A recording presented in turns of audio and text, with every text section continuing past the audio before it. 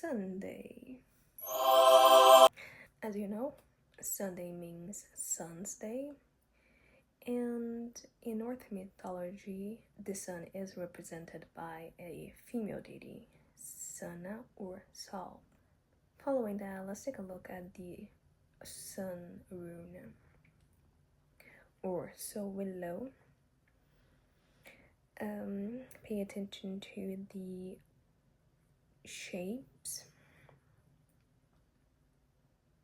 On Friday, we talked about the kappa letter, which it had a pretty similar shape, and we also talked about the vav letter. There's a poem associated with this rune. I think it's a good way to start this.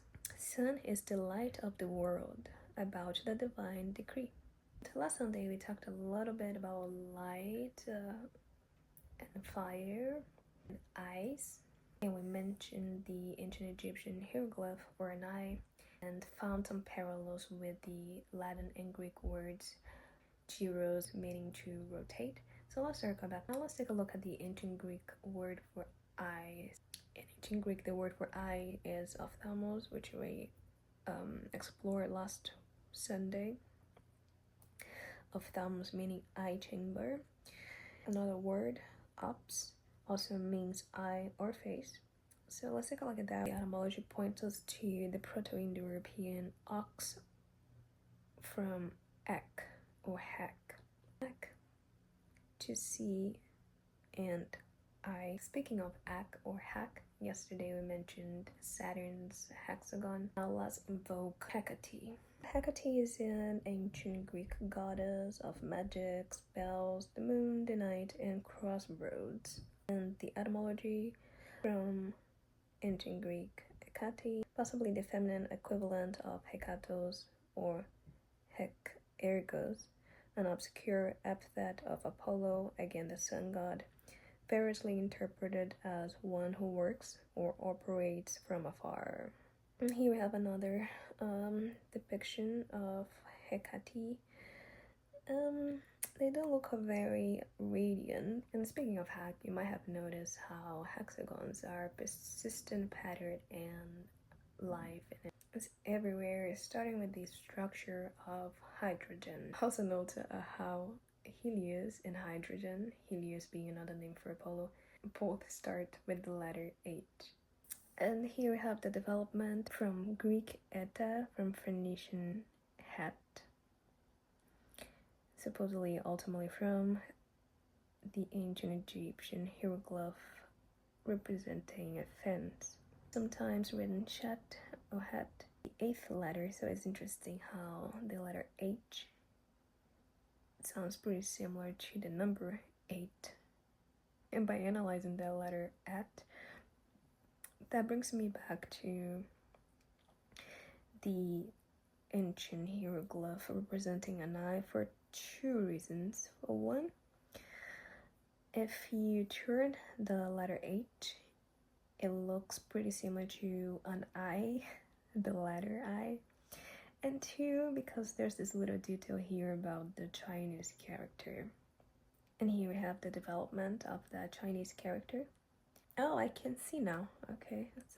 And the Phoenician het also looks pretty similar to the Japanese character for sun, day, and sunshine. Now there's this word het from Coptic, which means heart and mind. It also means first and fronto, so they add a little jar next to it to indicate a heart, because they believed heart comes first. And that's very cute of them. We can explore this on a Friday. And yesterday we ended with light bending. To recap, and light is electromagnetic radiation. Let's take a look at electric.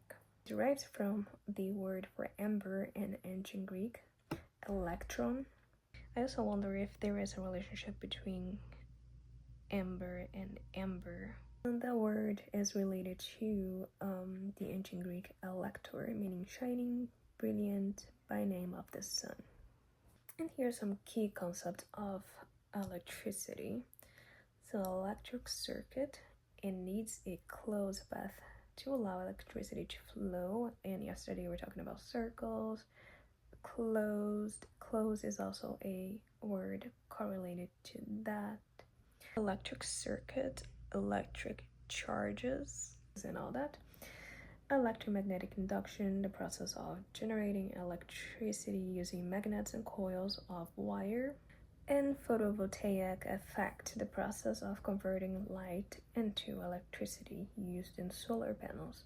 Here we have an electromagnet for reference. So an electromagnet is a type of magnet.